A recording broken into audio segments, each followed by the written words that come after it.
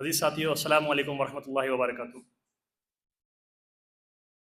आज की इस महफ़िल को आगाज़ करने से पहले मैं तिलावत कलाम पाक से शुरुआत करूँगा। अऊज़ु बिल्लाहि मिनश शैतानिर रजीम, बिस्मिल्लाहिर रहमानिर रहीम। या अय्युहल्लज़ीना आमनू उदखुलू फिस्सिल्मि काफ़्फ़ा वला तत्तबिउ खुतुवातिश शैतान इन्नहु लकुम अदुव्वुम मुबीन। सदक़ल्लाहुल अलियुल अज़ीम।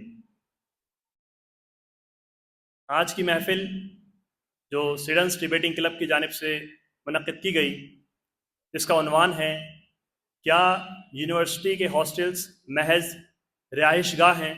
इस उन्वान पर आज हमारा बहस व मुबाहिसा होगा और इस महफ़िल के जो सदर हैं हमारे मोहतरम उस्ताद मोहम्मद अयूब साहब, जो यूनिवर्सिटी में फ़िलहाल provost as a provost Allama Iqbal boarding house के हैं और सर जो है AMU-SU के सेक्रेटरी रहे थे 1989 और 90 सेशन में। आप मुख्तलिफ ऑर्गेनाइजेशन से जुड़े हुए हैं और खिदमत खल्क के साथ साथ यूनिवर्सिटी के लिए बहुत ज़्यादा फ़िक्रमंद हैं। यूनिवर्सिटी के मसाइल हों, चाहे वो तलबा से जुड़े हों या यूनिवर्सिटी एडमिनिस्ट्रेशन से जुड़े हों, हर चीज़ में सर हमेशा आगे रहते हैं और उन्हीं की रहनुमाई में, उनकी रहबरी में इंशाअल्लाह हम आज के प्रोग्राम को ऑर्गेनाइज़ करेंगे। मैं सर से इजाज़त चाहता हूँ इस प्रोग्राम को फॉरवर्ड करने। बहुत बहुत शुक्रिया सर। जैसा कि मैंने उन्वान का आपके साथ में शेयर किया कि university hostels merely serve as a place to live, इस उन्वान पर आज हम बात करेंगे। उससे पहले मैं स्टूडेंट्स डिबेटिंग क्लब की तारीख थोड़ी सी आपके सामने रख दूं। स्टूडेंट्स डिबेटिंग क्लब 1884 में सर सैयद अलैहिर्रहमा ने MAO कॉलेज के अंदर शुरू किया। इस स्टूडेंट्स डिबेटिंग क्लब की जो नक्श है, जो खाका है, वो आपने कैम्ब्रिज यूनियन क्लब से लिया, जिसके अंदर इसी तरीके के जो पार्लियामेंट्री सेशन यहाँ पे ऑर्गेनाइज किया जा रहा है, इसी तरीके के, इसी नौइयत के पार्लियामेंट्री सेशन ऑर्गेनाइज किए जाते थे। इसका मकसद क्या था और सर सैयद ने इस पे इतना जोर क्यों दिया? तो सर सैयद ने देखा कि एक खला बर्पा हो रही है जिसके अंदर मुस्लिम लीडरशिप नहीं है, मुस्लिम रहनुमा नहीं है। तो उन्होंने अपने ही कॉलेज के अंदर इसको सबसे पहले इम्प्लीमेंट करने की कोशिश की और कामयाब कोशिश की, जिसमें उन्होंने मुख्तलिफ लीडरान इस इदारे से सर सैयद ने ऐसी कौम तैयार कर दी थी जो अपना रिप्रेजेंटेशन कर सके, अपनी बात को कह सके, और उसका जो शुरुआत थी वो 1884। उसके बाद में ये मुसलसल सिलसिला चलता रहा। फिर स्टूडेंट्स डिबेटिंग क्लब को AMU-SU का नाम दिया गया। फिर उसके बाद में ये हुआ कि जो उसकी रूह थी, जो अक्स था उसका, जो सर सैयद का ख्वाब था, वो कहीं घुल गया, उसकी जो रूह थी वो कहीं खो गई। उसके बाद बहुत सारे नौजवानों ने कोशिश की कि किसी तरीके से उस रूह को, उस ख्वाब को फिर से ज़िंदा किया जाए और अल्हम्दुलिल्लाह 2024 में 1884 के बाद फिर से उसी रूह के साथ में, जिसका मकसद ये है कि इस इदारे से वो लीडरशिप पैदा हो, वो लीडरशिप उठे जो इस मिल्लत की, इस इदारे के अंदर और इस हिंदुस्तान के अंदर उनकी रहनुमाई करे। इसी उम्मीद के साथ में आज का हमने ये पार्लियामेंट्री सेशन रखा है, जिसके अंदर हमारे यूनिवर्सिटी के वो लोग जो हमेशा यूनिवर्सिटी के स्टूडेंट की, मिल्लत की फिक्र रखते हैं और उनकी आवाज़ उठाते हैं, जो हमेशा, चाहे वो यूनिवर्सिटी के अगेंस्ट, क्या कहते हैं, यूनिवर्सिटी एडमिशन के अगेंस्ट हो, चाहे वो डिस्ट्रिक्ट एडमिशन के अगेंस्ट हो, अगर कोई बात नाहक है तो उसके लिए हमेशा खड़े रहते हैं, जो मिल्लत की फिक्र करते हैं, जो स्टूडेंट की फिक्र करते हैं। आज वो नौजवान, वो लीडरान हमारे दरमियान मौजूद हैं। मैं आप सबका तहे दिल से खैर मकदम करता हूँ और हमारे सर, जो हमारे सदर के महफिल के सदर जो हैं, मैं उनका बहुत शुक्रगुजार हूँ कि सर जो है कम वक्त में हमारे बीच में तशरीफ़ लेकर आए अपनी मसरूफियत के बाद। बहुत शुक्रिया सर। हमारे पास, मैं ऑडियंस को बता दूं कि दो टीम हैं। एक वो टीम है जो हमारे फेवर में बात करेगी, जो मोशन है उसके फेवर में, और एक वो टीम है जो इस मोशन के अगेंस्ट में बात करेगी। तो जो फेवर में लोग हैं वो हमारे बीच में अरीब अहमद हैं और आकिब खान हैं। दोनों ही लोग PhD के स्टूडेंट हैं। और दूसरी जानिब हमारे साइड जो हैं हमारे भाई जानिब हसन और फरहान ज़ुबैरी भाई, साकिब अली, आरिफ त्यागी भाई, फरहम अली भाई, ये सारे लोग हमारे मौजूद हैं जो इस मोशन के अगेंस्ट हैं कि यूनिवर्सिटी हॉस्टल जो है वो महज एक रहने की जगह नहीं है, वहाँ से और भी फ़वायदे हैं। तो इसी उन्वान को, इसी टॉपिक को मैं सदर की इजाज़त से अपने पहले मुकर्रिर जो हमारे इस मोशन के हिमायत में बात करेंगे, मैं उनको दावत देना चाहूँगा कि सर इसको, तो मैं सबसे पहले दावत दूंगा अरीब अहमद को कि वो आएँ और अपनी बात को रखें। Areeb Ahmad.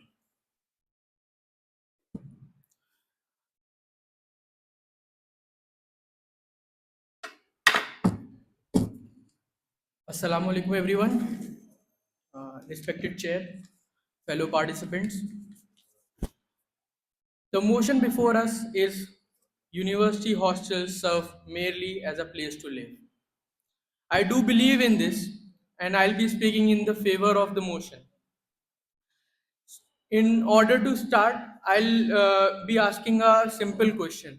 Let us begin with understanding what the idea of university and what is the purpose of a university. The idea and the purpose of university is self satisfactory in itself. It is complete in nature. It provides the students opportunities. It provides the students education. It provides them holistic development. Whereas hostels that are just an extension of that university serve merely as a functionary of that university. That function, that purpose is to provide accommodation to their students, nothing more than that. I believe that in order to understand that this relationship between hostels, students and university, we have to dig deep inside what the purpose of the hostels are or the university residences are. I believe that uh, the university hostels, they are a place to live because other than that, the personality development which is in question, the holistic development of a student, the educational development of a student, or the exposure to the outer world, it is being done by the university itself. University serves as a complete institution and it does not depend on any other institutions such as hostels. It means that students do not depend on hostels or a residence to develop their personality or to develop their co-curricular temperament. I do, be- I do believe that hostels are a microcosm of this society. They are a miniature of the society at large. They serve a multicultural identity of the student. They do accommodate the diverse nature of students. But we have to understand that it is not hostels in itself. It is the functionary or the function of a university, not the hostels. Uh, to defend my point, I'll be putting out one rule that has been implemented in our university, that is Aligarh Muslim University, which is that no one who lives under 40 kilometers of diameter or radius, they will not be allotted any accommodation uh, or the hostel. They will not be accommodated that. Why is that? If hostels serve more than just a place to live, then I think and I believe that all the students who study in a university should be allotted a hostels. But it is not the case. We see that only the students who live 40 kilometers away from university campuses, they are allotted the hostels, which means, and it defends my point, that hostels, university hostels or university residences simply play a role that is of lodging, that is of accommodation, and that is merely a place to live. Thank you. I rest my case. बहुत शुक्रिया। मैं अपने सारे लीडरान और speakers से कहूँगा कि audience ना होना मकसद नहीं है, ऑडियंस को जमा करना मकसद नहीं था। मकसद ये था कि जो तलबा इस यूनिवर्सिटी से ताल्लुक़ रखता है वो इस बात को समझे, वो इस बात को गहराई से उसके असल रूप पे पहुँचे और दोनों ही पहलू उसके सामने पहुँचे। अगर वो हमें यहाँ पर बैठकर यहाँ नहीं सुन पा रहा है तो इंशाल्लाह वीडियो के ज़रिए से, यूट्यूब के ज़रिए से उस तक ये बात पहुँचेगी। तो मैं अपनी दूसरी टीम से जो इस मोशन के अपोजिशन में है, मैं दरख्वास्त करूँगा फरहम अली भाई से कि वो तशरीफ़ लाएँ और इस उन्वान पे अपनी बात करें। अस्सलाम वालेकुम। तो वैसे पहले तो मैं ये बता दूं कि मैं NRSC हॉस्टल में नहीं रहता, लेकिन फिर भी एक मैंने हॉस्टल वाले से मेरी फ्रेंडशिप है, तो उनसे काफ़ी सीखने को मिला। वो बताया उन्होंने जैसे जैसे मतलब एक तरह से होता है। तो जैसे भाई ने कहा कि 40 किलोमीटर से जो ज़्यादा है उन्हें हॉस्टल है, और विद 40 किलोमीटर वालों को हॉस्टल जो है जिनका, तो उन्हें हॉस्टल अवेलेबल नहीं है। तो इतना तो इनफ होता है इंसान के लिए कि 40 किलोमीटर आ सकता है, जा सकता है। अगर जैसे मान लीजिए कि यूनिवर्सिटी में हमारे कम से कम 20,000 से ज़्यादा ही, मतलब 28,000 करीब स्टूडेंट्स हैं, और सभी के लिए हॉस्टल तो प्रोवाइड कराना मुश्किल ही होगा, क्योंकि एक बहुत बड़े स्केल पे अमाउंट भी चाहिए इसके लिए, और बड़े स्केल पे फंडिंग चाहिए। वो फंडिंग शायद आप लोगों को पता ही होगी कि सेंट्रल गवर्नमेंट यूनिवर्सिटी को नहीं दे रही है, रेदर देन कि अदर यूनिवर्सिटीज जितनी हैं उन सबको ज़्यादा है, हमारी यूनिवर्सिटी को काफ़ी कम है। लाइक JNU, DU, जामिया, इन सब से फंडिंग हम लोगों की कम है। तो हॉस्टल तो हर किसी को प्रोवाइड नहीं हो सकता। 30-40 किलोमीटर का जो रेडियस रखा है, तो ये किसी सोच समझ के रखा गया है कि ये इतना इंसान आ जा सकता है, ट्रेवल कर सकता है इजीली।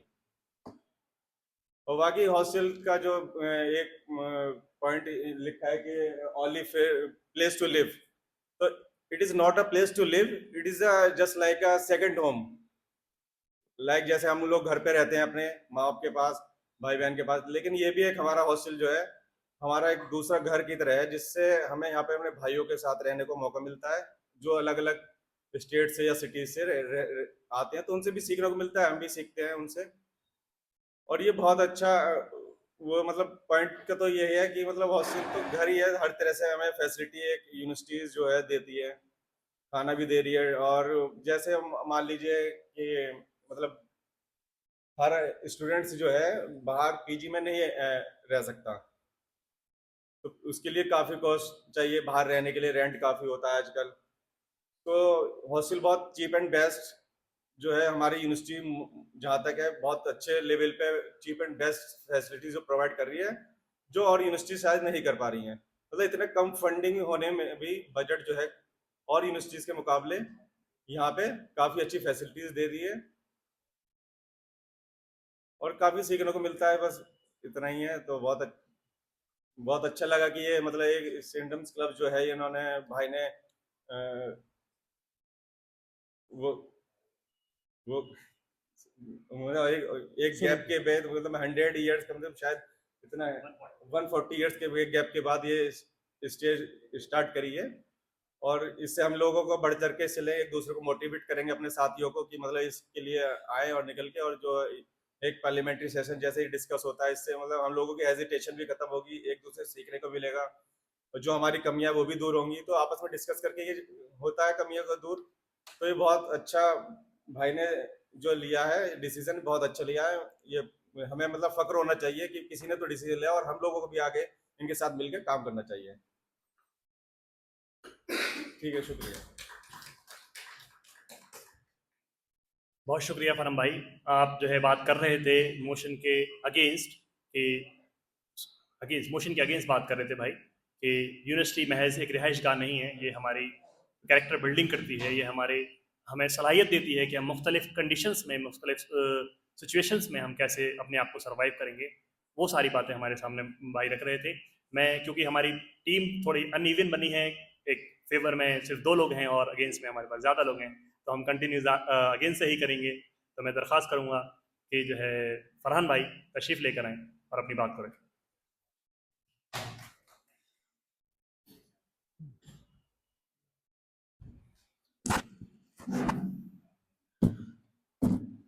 इजाज़त सदर साहब। जैसा कि सबसे पहले डाइस पे तशरीफ़ फरमा अलीगढ़ मुस्लिम यूनिवर्सिटी के प्रोफेसर अयूब साहब और हमारे एक्स सेक्रेटरी और आज के प्रोग्राम के चीफ गेस्ट और जज, और सामने बैठे अलीगढ़ मुस्लिम यूनिवर्सिटी के मुस्तकबिल के प्रोफेसर्स, इंजीनियर्स, डॉक्टर्स, आप सभी को मेरा अस्सलाम वालेकुम वरहमतुल्लाहि वबरकातुहू। आज का जो उन्वान है वो ये है कि हॉस्टल्स में रहकर, सिर्फ हॉस्टल जो है वो रहने के लिए होते हैं, तो मुझे जो लगता है वो ये लगता है कि हॉस्टल्स जो है वो सिर्फ एक रहने की जगह नहीं है, बल्कि हॉस्टल्स जो है वो एक ऐसी जगह है जहां पर आकर हम बहुत कुछ सीखते हैं। और हम क्या सीखते हैं? मैं आपको बताना चाहता हूं कि हम वो सब सीखते हैं जो हम अपने घरों पर रहकर नहीं सीख पाते हैं। क्यों? क्योंकि जब हम 100 किलोमीटर, 200 किलोमीटर, 500 किलोमीटर, 1000 किलोमीटर दूर से किसी यूनिवर्सिटी में जाते हैं, किसी इदारे में जाते हैं, और उसके इदारों में जाकर जब हम उसके हॉस्टल में रहते हैं तो वहां पर हमें एक डिफरेंट कल्चर देखने को मिलता है। एक मतलब अलग अलग जगह का ट्रेडिशन, अलग अलग जगह का कल्चर वहां पर हमें सीखने को मिलता है, देखने को मिलता है। तो हमें ये फायदा होता है कि हम वो कल्चर को देखें, सीखें, और हमें एक छोटी सी जगह पर पूरा हिंदुस्तान देखने को मिल जाता है। आप अलीगढ़ मुस्लिम यूनिवर्सिटी का एग्जाम्पल उठाकर देख लीजिए। अगर आप किसी भी हॉस्टल को उठाकर देखेंगे तो उसमें आपको क्या देखने को मिलेगा? उसमें आपको यह देखने को मिलेगा कि एक ही हॉस्टल के अंदर, एक ही रूम में एक बिहार का लड़का रह रहा है और दूसरा लड़का जो है वो कश्मीर का रह रहा है, या वो केरला का रह रहा है, या फिर वो नॉर्थ ईस्ट का रह रहा है, या फिर वो ईस्ट उत्तर प्रदेश का, ईस्ट इंडिया का रह रहा है, चाहे वो गुजरात का हो, चाहे वो राजस्थान का हो। तमाम सूबों के, तमाम जिलों के, तमाम और दूसरे मुल्क के लोग यहाँ पर आकर तालीम हासिल करते हैं। मैं सिर्फ अलीगढ़ मुस्लिम यूनिवर्सिटी के हॉस्टल्स की बात नहीं कर रहा हूँ, मैं सारे हॉस्टल्स की बात कर रहा हूँ। जो भी इंस्टीट्यूशंस होते हैं, जहां भी हॉस्टल्स होते हैं, वहां पर अलग अलग जगहों के लोग आकर रहते हैं, और हम वहां पर अलग अलग जगह के ट्रेडिशंस को देखते हैं, अलग अलग जगह के नॉर्म्स, अलग अलग जगह के हम वहां के उसको, जो उनका पहनावा होता है, जो उनका खाने पीने का तरीका होता है, जो उनका रहने सहने का तरीका होता है, वो सब हमें सीखने को मिलता है। और साथ साथ हम हॉस्टल में रहकर वो सब सीखते हैं जो हम घर में नहीं सीख पाते, क्योंकि घर में हमें वो तमाम आसानियां हो जाती हैं। चाहे वो सुबह को हमारी माँ का उठाना हो, चाहे वो दोपहर कॉलेज से आने के बाद हमें बना बनाया खाना हमारी माँ के हाथों से बना हुआ खाना मिलना हो, चाहे हमारे कपड़ों पर प्रेस हुई भी मिलती हो, चाहे हमारे कपड़े धुले हुए मिलते हो, चाहे हमें हर चीज हमारे बेड पर अवेलेबल हो जाती हो।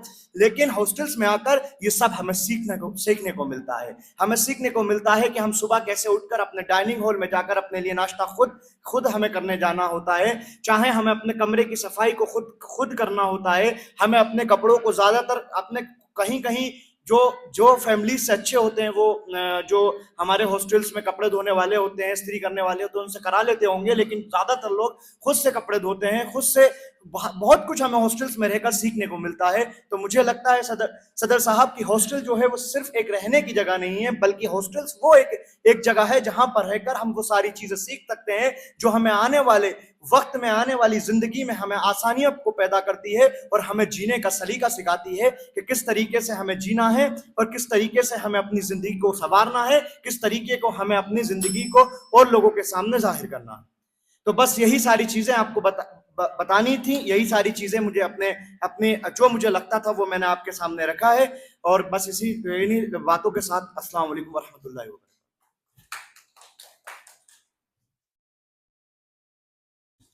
बहुत शुक्रिया फरहान भाई। आप सुन रहे थे फरहान ज़ुबैरी भाई को, और बहुत अच्छे अंदाज से कहा कि जो हॉस्टल की लाइफ है वो हमें ऐसे दौर से गुजारती है, जो कंफर्ट हम अपने घर में महसूस करते हैं, जो आराइशें हमें मिलती हैं, हॉस्टल में हमें कहीं कहीं पर वो आजमाइशें भी देखने को मिलती हैं, जिससे इंसान अपनी आने वाली ज़िंदगी के लिए तैयार होता है। हमारे अगले मुकर्रिर, हमारे जो स्पीकर हैं आरिफ त्यागी भाई, मैं उनसे दरख्वास्त करूँगा कि वो आएँ और इस सम्मान पर अपनी बात करें।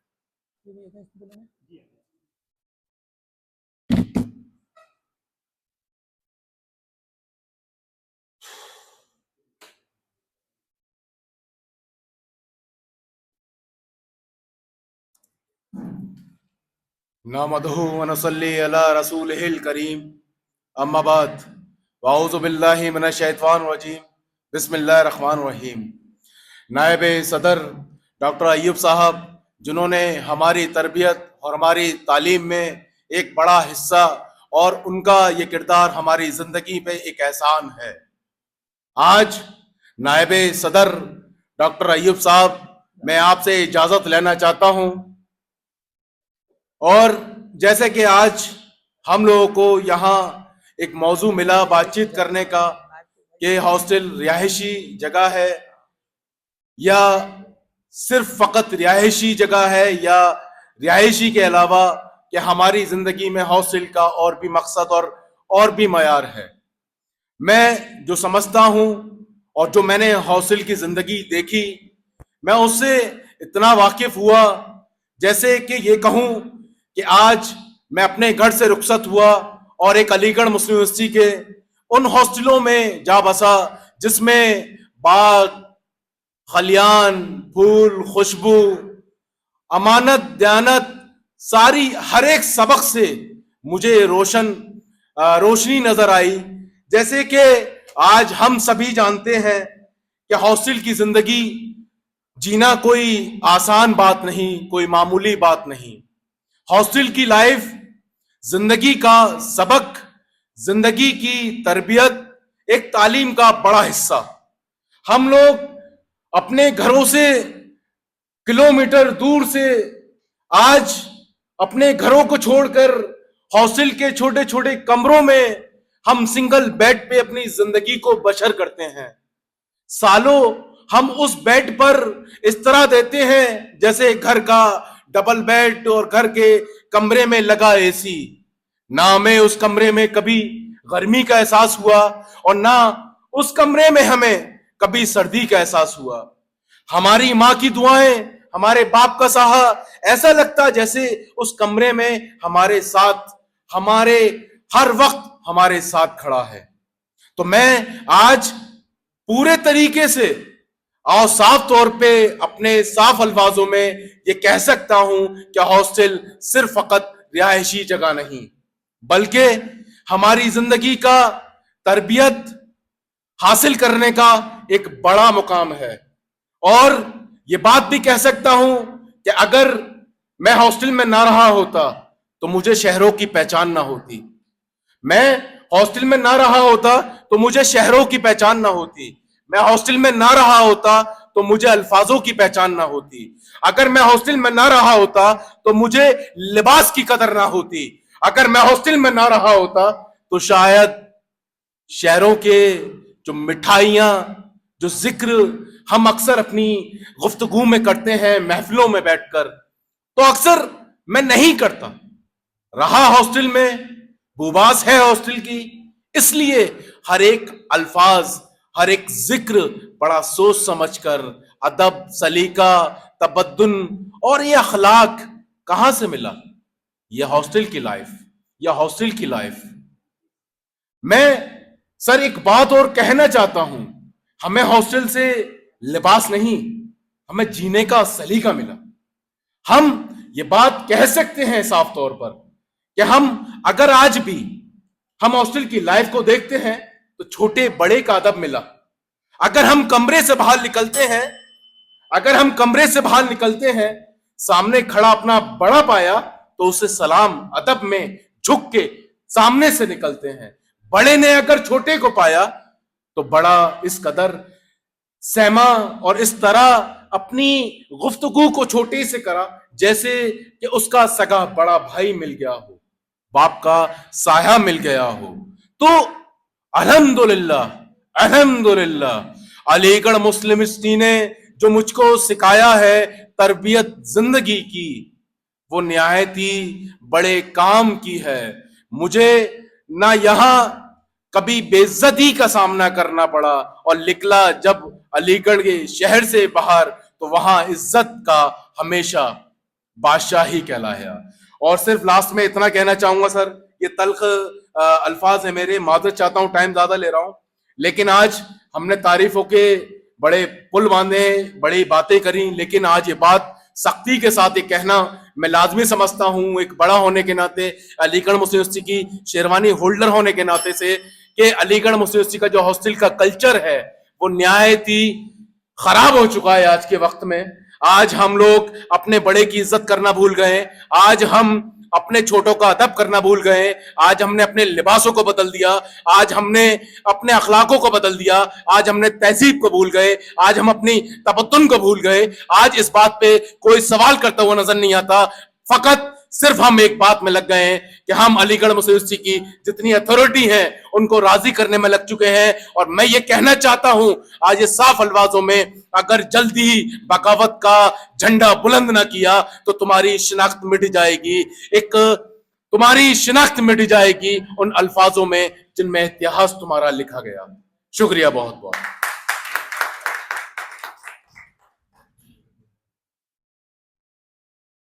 बहुत शुक्रिया। आरिफ भाई को आप सुन रहे थे और काफ़ी जज्बाती अंदाज से आपने बात कही। वक्त का ख्याल रखने की मैं फिर से याद दहानी कराऊंगा। आपके पास 4 मिनट होंगी और उसके बाद में एक बेल बजेगी, फिर उसके बाद आपको 1 मिनट का और मौका मिलेगा। तो वक्त का ख्याल रखें।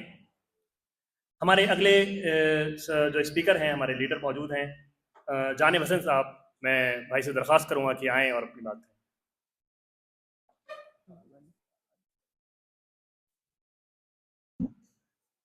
अस्सलाम वालेकुम। मैं तमाम लोगों का शुक्रिया अदा करता हूँ कि जितने भी लोग अपना कीमती वक्त निकाल के आए हैं और जिस टॉपिक पर आए हैं, ये टॉपिक बहुत ही अहम है, क्योंकि अलीगढ़ मुस्लिम यूनिवर्सिटी में सबसे पहले इसी का आगाज़ हुआ था, स्टूडेंट्स डिबेटिंग क्लब का, और उसी के अकॉर्डिंग आज ये जो प्रोग्राम रखा गया है ये बहुत ही ज़रूरी है आज के हालात को देखते हुए।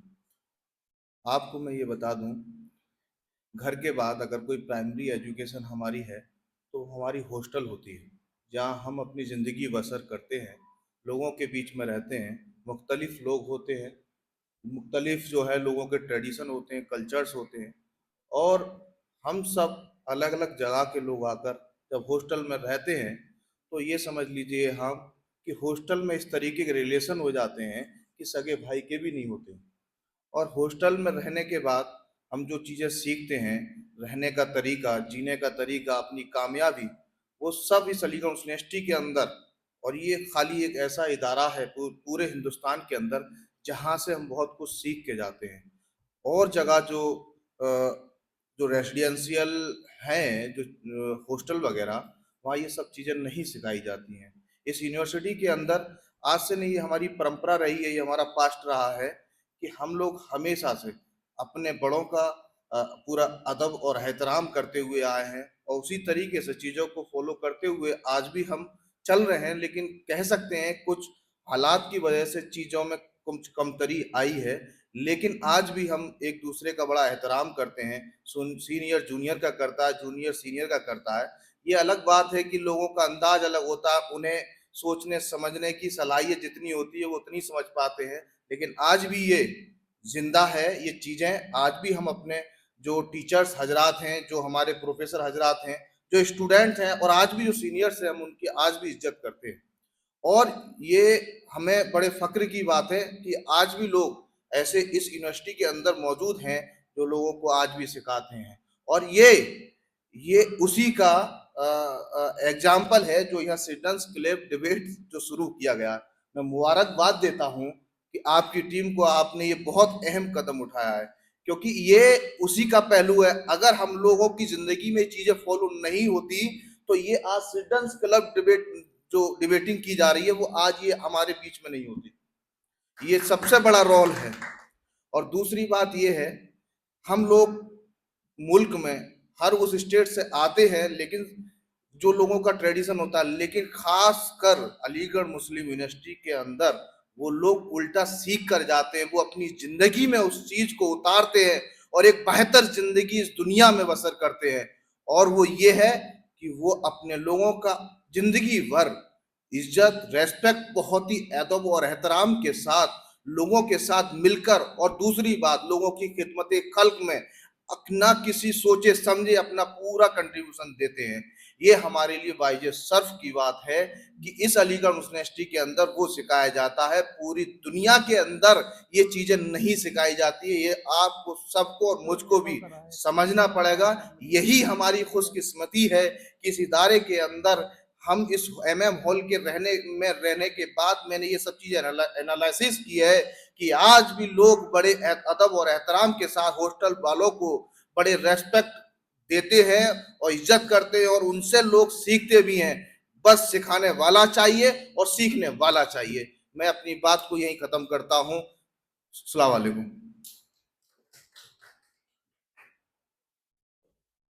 बहुत शुक्रिया जानिब भाई। एक बहुत अहम बात कही जानिब भाई ने कि जो लोगों को ये शिकायत है कि हॉस्टल से कल्चर ख़त्म हो रहा है, जो इंटरेक्शन है वो ख़त्म हो रहा है। स्टूडेंट्स डिबेटिंग क्लब एक उसकी मिसाल है कि जो तसलसल है सीनियर से जूनियर तक इंफॉर्मेशन कन्वे करने का, जो एक ऑर्गेनाइज्ड प्लान नहीं होता, सिर्फ स्टूडेंट अपने हॉस्टल में रहता है, सीखता है, वो स्टूडेंट्स डिबेटिंग क्लब उसकी एक मिसाल है। जो चीज़ें हमारे सीनियर्स ने करने की कोशिश की या उनके सीनियर्स ने की, और उसके बाद में ये तो सिलसिला चलता है कि सर सैयद रहमान ने उसको शुरू किया, और वो आज भी उसी तरीके पर बाकी है, दोबारा उसी अंदाज से, उसी जज्बे के साथ, उसी जोश के साथ मैं यहाँ मौजूद है। मैं अब हमारे हिमायती टीम से दरख्वास्त करूँगा, अच्छा नहीं फिर आखिर में फिर वो ये है, फिर एक साथ जी जी। तो मैं अब जो हमारी अगेंस्ट टीम से ही हम कंटिन्यू करते हैं, जो अपोजिशन में हैं, साकिब अली भाई के आए और अपनी बात बताएं।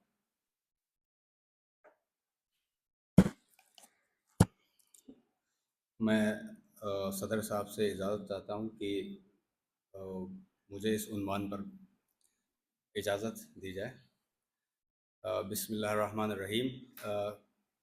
सबसे पहले बहुत बहुत शुक्रिया स्टूडेंट्स डिबेटिंग क्लब का, जिन्होंने ये नया आगाज़ शुरू किया, जो बहुत लंबे अरसे से स्टूडेंट के बीच में डिस्ट्रैक्शंस और नए नए लीडर्स की जो आना बंद हुए थे, और बोलने के एतबार से एक प्लेटफॉर्म तैयार किया गया है, जिसके ज़रिए से अच्छे लीडर्स पैदा होंगे और स्टूडेंट्स की रहनुमाई करेंगे।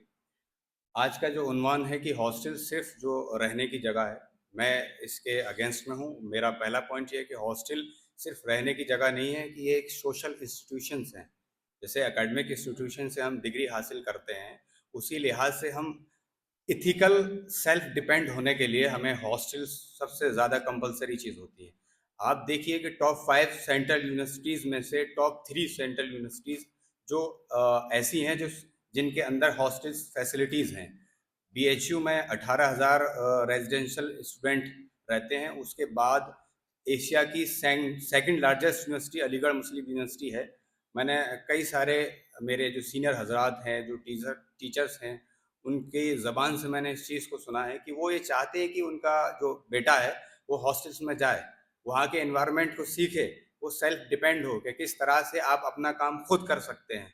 जैसे अभी हमारे फरहान भाई ने बताया था कि एक सेल्फ डिपेंड होना पड़ता है, कि डाइनिंग जाना है या प्रेस को लेकर करना है, या कोई भी इशू, डिग्री, मार्कशीट या टीचर से रिलेटेड करना है, या हमें अपने राइट्स के लिए खुद खड़ा होना है। तो इसमें हमारे सीनियर्स हजरात जो हैं हमें डायरेक्शन प्रोवाइड कराते हैं कि किस तरह से हमें किस अथॉरिटी से हमें बात करनी है। और ये सेंट्रल यूनिवर्सिटीज़ में जो हॉस्टल्स हैं, ये एक सोशल इथिकल इंस्टीट्यूशन का काम करते हैं, जहाँ पर प्रॉपर सोशल कनेक्शन किस तरह से बनाए जाएं। बहुत से स्टूडेंट्स ऐसे आते हैं जिनका इंटरेक्शन नहीं होता है, कि वो उनको पता ही नहीं होता कौन सी चीज़ कहाँ होती है, तो उनके लिए बहुत ज़्यादा परेशानियां बाहर भी आती हैं। वो सिर्फ एक किताब या डिग्री में उलझ कर रह जाते हैं। तो मेरा कहने का बस यही क्लियर वो है कि मतलब हॉस्टल जो है मतलब अलग पर्सनैलिटी को डेवलप करता है। एकेडमिक्स के अलावा जो बाकी सोशल लाइफ होती है, मतलब बड़ों से किस तरह से पेश आना चाहिए, छोटों के क्या हुकूक हैं, मुझे किस तरह से किसी डेलीगेट से बात करना है, ये सारी चीज़ें हॉस्टल में हमारे सीनियर्स हैं और जो अथॉरिटीज़ हैं वो हमें सिखाते हैं। और नेचुरली चीज़ होती है कि एनवायरनमेंट बहुत अच्छा होता है, कि कोई भोजपुरी से है, कोई कश्मीरी से है, कोई कन्नड़ से है, कोई हिंदी बेल्ट से है, कोई ब्रजभाषा से, अवधी से है। ये अथॉरिटी ने एक सिस्टमेटिक तरीका बना रखा है कि अगर आप हॉल में जाएंगे तो किसी भी हॉस्टल में एक रूम में मोस्टली जो बच्चे होते हैं वो अलग अलग कल्चर से होते हैं। वहाँ कल्चर एक्सचेंज का जो सबसे बड़ा पॉइंट होता है कि आपको पता चलता है कि भोजपुरी में क्या कल्चर रहता है, कि वहाँ फेस्टिवल क्या होते हैं, बंगाल में क्या होते हैं, कश्मीर में क्या होते हैं, उत्तर प्रदेश में क्या होते हैं। यही सारी चीज़ है कि मैं अपने पूरे फेवर में हूँ कि हॉस्टल जो है सिर्फ रहने की जगह नहीं है, इसमें पर्सनैलिटी डेवलपमेंट इंस्टीट्यूशन के तौर पर हम देख सकते हैं। मैं अपनी बात को इसी के साथ ख़त्म करता हूँ। बहुत बहुत शुक्रिया स्टूडेंट्स क्लब टीम का जो यहाँ मुझे दावत दिया। अस्सलाम वालेकुम।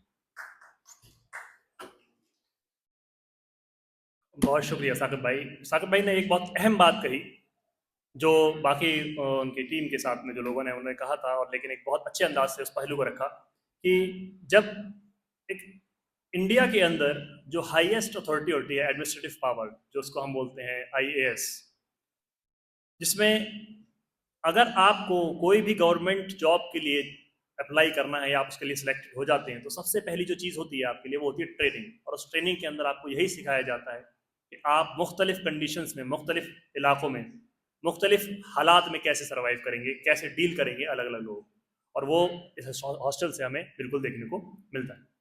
तो मैं अब हमारे आखिरी स्पीकर जनाब आकिब खान, मैं भाई से दरख्वास्त करूँगा कि वो आएँ और ये टॉपिक की हिमायत में है कि हॉस्टल सिर्फ रहने की जगह है, उसके अलावा उसका कोई फ़ायदा नहीं। आकिब खान।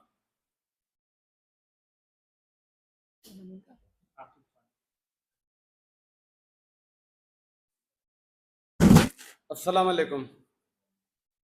मैं सदर की इजाज़त से अपने मुखालिफिन का जवाब देना चाहता हूँ। हमारे भाई ने कहा कि हॉस्टल जो है लर्निंग प्लेस है, वहाँ पर डिफरेंट कल्चर्स होते हैं और वहाँ पर एक माइक्रो सोसाइटी होती है। तो जब कोई भी बच्चा एडमिशन लेता है यूनिवर्सिटी में, तो वो डिफरेंट डिफरेंट प्लेस से आता है। तो वो क्लास के अंदर सुबह 8 बजे से शाम के 4 बजे तक रहता है, उसके बीच में गैप भी होता है। तो मल्टी कल्चर का जो एहसास है वो अपनी क्लास में भी पाता है, और वहाँ पर उसका एक मेंटोर जो टीचर होता है वो खड़ा होता है, वो उसको गाइड भी करता है। तो वहाँ पे एक डिसिप्लिन वे में, और जब क्लास में जब हम लोग जाते हैं तो टीचर आता है, बोलता है आप किस जगह से हैं, आप अपने यहाँ के बारे में कुछ बताइए। वो अपने यहाँ के बारे में बताता है, दूसरे के बारे में जानता है, आपस में रिलेशन जो है स्ट्रोंग होता है उनका।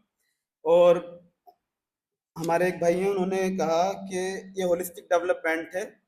और होलिस्टिक डेवलपमेंट का मतलब क्या होता है कि हमें सारे सोशो इकोनॉमिक पॉलिटिकल चीज़ें हमारे अंदर आ जाएं। तो खालिस हॉस्टल से अगर ये चीज़ें आती, तो मैं आपको बड़े एहतराम से एक बात बताना चाहता हूँ कि यूनिवर्सिटी की रैंकिंग, जो भाई ने कहा कि टॉप 5 यूनिवर्सिटीज़ जो है हॉस्टल्स रेजिडेंस है वहाँ पर, NIRF की रैंकिंग में कहीं पर भी हॉस्टल का मेंशन नहीं है। वो रैंकिंग जो आती है आपकी रिसर्च से आती है, आपकी रिसर्च कितनी अच्छी है, आपने कितने पेपर पब्लिश किए हैं, आपकी PhD थीसिस किस लेवल की है, प्लेजरिज्म कितना है, और आपकी यूनिवर्सिटी के जो डिफरेंट डिफरेंट फील्ड्स के जो रिसर्च स्कॉलर हैं और जो बैचलर और ग्रेजुएशन के स्टूडेंट्स हैं, उन्होंने क्या क्या मुकाम हासिल किए हैं और क्या क्या अचीवमेंट किए एकेडमिक फील्ड में। फिर मेरे भाई ने कहा कि हॉस्टल में बहुत सारी चीज़ें सीखी हैं। आरिफ भाई ने हमारे कहा कि हॉस्टल में ना रहा होता तो मैं कुछ ना सीखता। तो यूनिवर्सिटी का जो प्राइमरी ऑब्जेक्टिव होता है वो होता है एकेडमिक एक्सलेंस। और एकेडमिक एक्सलेंस का मतलब होता है कि आपके इंस्टीट्यूशन में जो आपको चीज़ें पढ़ाई जा रही हो प्रॉपर वे में हो। भाई ने कहा, फरम भाई ने कहा, मैं सदर के मुखातिब करते हुए कहना चाहता हूँ कि इन्होंने बोला कि 40 किलोमीटर डेली अप डाउन कर सकते हैं। यूनिवर्सिटी का एस्टेब्लिशमेंट होता है 1875 में, और 1875 में ट्रांसपोर्ट फैसिलिटीज उस लेवल की नहीं थी जैसे आज मेट्रो चल रही है, हवाई जहाज चल रहे हैं, आज आपकी बस और कार चल रही है। पहले तांगे से सवारियाँ होती थी, घोड़े से सवारियाँ होती थी। तो हॉस्टल का जो पर्पज रखा गया था कि जो डिफरेंट डिफरेंट प्लेस से लोग आए, दूर दराज इलाकों से लोग आए, तो वो आकर वहाँ पर रह सकें, क्योंकि एक दिन में 2 दिन में जाना पॉसिबल नहीं था, 4-4 5-5 दिन लग जाते थे जाने के लिए। तो ये वाली चीज़ थी। फिर एक भाई ने हमारे कहा कि फंड सफिशेंट नहीं है हॉस्टल के लिए, कि किसी यूनिवर्सिटी को कम मिल रहा है, किसी को ज़्यादा मिल रहा है। तो हॉस्टल्स के होने से एकेडमिक एक्सलेंस पे क्या फ़र्क पड़ेगा? हम कहते हैं कि जो है हमारे सब कुछ हम हॉस्टल से सीखते हैं। एक टीचिंग में एक होता है पेडागोजी लर्निंग। जो पेडागोजी लर्निंग होती है वो हम जो है अपने पेरेंट्स से सीखते हैं, पेरेंट्स हमें सिखाते हैं, उसके बाद हमारे टीचर्स हमें सिखाते हैं। हॉस्टल्स के अंदर जब हम जाते हैं तो हॉस्टल के हेड होते हैं, जैसे मैं एमयू का एग्जाम्पल दूं, यहाँ पर प्रोवोस्ट जो होते हैं वो हमारे हॉस्टल के हेड होते हैं, एक तरह से वालिद की तरह वो हम लोगों को ट्रीट करते हैं। क्या हमारे वालिद तो हमारे साथ खाना खाते हैं बैठकर? क्या प्रोवोस्ट साहब हमारे साथ खाना खाते हैं? नहीं खाते। क्यों? क्योंकि वो रेजिडेंस प्लेस है, उन्होंने एक कमरा दे दिया किराए के लिए। एक तरह से आप हॉस्टल की फीस भरते हैं, हमारे हमसे पैसे नहीं लेते रहने के, वो हमें देते हैं बल्कि उल्टा। बस मैं ये नहीं कहना चाह रहा कि मतलब वहाँ कुछ नहीं होता है। जो हॉस्टल का स्ट्रक्चर है, अब जो वार्डन होते हैं, कोई इकोनॉमिक्स डिपार्टमेंट से होता है, कोई फिजिक्स डिपार्टमेंट से होता है। अब जैसे कि मैं सोशल साइंस फैकल्टी से हूँ या आर्ट्स फैकल्टी से हूँ, अगर फिजिक्स डिपार्टमेंट का एक वार्डन जो बन जाए तो मुझे क्या गाइड करेंगे? उनका और मेरा फील्ड डिफरेंट है, तो वो मुझे गाइड नहीं करते। सपोज दैट कि वो मेरे ही फील्ड के, इंटरनेशनल रिलेशन के, जैसे मैं पीएचडी कर रहा हूँ आईआर से, तो मैंने कभी किसी वार्डन को नहीं देखा कि वो शाम में बच्चों को बैठाते हों और वो जो उनको गाइड करते हों कि आप इस तरह से चीज़ें करिए, मैं आपको एक शाम में इवनिंग में अलग से क्लास ले लेता हूँ। ऐसा तो होता नहीं है। या तो आप वो मॉडल दिखाते कि जो है होलिस्टिक डेवलपमेंट हो रहा है, इसका मतलब आप क्लास के बाद में आपको कोई गाइडेंस कर रहा है वहाँ पर, ये तो हो नहीं रहा है ना। अब जब ये नहीं हो रहा तो आप एक कैसे कह सकते हैं कि जो है कि होलिस्टिक डेवलपमेंट सिर्फ हॉस्टल से हो रहा है? नहीं हो सकता। आपके इंस्टीट्यूशन, जब कोई भी इंस्टीट्यूशन बनाया जाता है तो उसमें प्रॉमिस क्या किया जाता है, हम आपको 100% प्लेसमेंट देंगे। कभी आपने सुना है कि किसी ने बोला हो कि हम आपको 100% रेजिडेंस देंगे? क्यों? आपकी नीड क्या है? आपकी नीड है जॉब एक्वायर करना। बट आप क्या कह रहे हैं, हॉस्टल से ही सब कुछ हो रहा है। हॉस्टल पार्ट है यूनिवर्सिटी का, हॉस्टल्स का पार्ट यूनिवर्सिटीज नहीं है, आपको ये समझना होगा। इसी के बाद मैं अपनी बात खत्म करना चाहता हूँ, और कोई काउंटर करना चाहता है then I will again counter. बहुत शुक्रिया आकिब भाई। और जैसा मैंने आपको बताया था कि रिबेटल के लिए आपको 1 मिनट मिलेगा। वो माइक फिर इधर ही से, हाँ, रिबेटल के लिए 1 मिनट मिलेगा। आपको अपनी बात जो कहनी होगी वो अपने 1 मिनट के अंदर कंक्लूड करनी होगी। तो आरिफ भाई आना चाहेंगे। आरिफ भाई बात।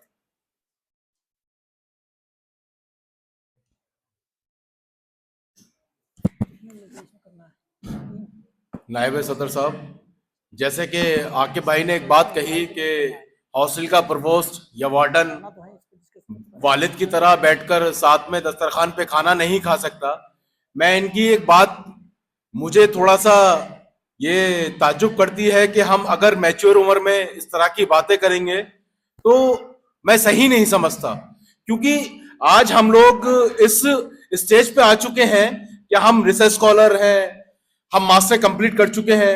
तो तकरीबन जैसे उस्तादों ने बताया, डॉक्टर अयूब साहब हैं जिन्होंने मुझे उर्दू अदब का सलीका और उर्दू अदब किस तरह से हमें जाहिर करना है अपनी जिंदगी में, वो अयूब साहब ने हमें सिखाया 11th स्टैंडर्ड में। तो आज अलीगढ़ मुस्लिम यूनिवर्सिटी को शिनाख्त है, वो इस बात पे मुतमईन है कि हम अगर किसी से कोई एतराज करते हैं, हम किसी से कोई बात रखना चाहते हैं, तो हम अपनी बात भी कह दें और सामने वालों को एहसास भी ना हो। तो मैं सिर्फ इतना बात कहना चाहूंगा आकिब भाई से कि वो उम्र गुजर गई जब वालिद के साथ दस्तरखान पे खाना खाते थे हम। आज उम्र है जिंदगी में कुछ मुकाम हासिल करने का। कब तक रोते रहोगे इस तरह से बातों के पछतावे? हम तो जिंदगी में बहुत आगे बढ़ चुके। शुक्रिया बहुत बहुत।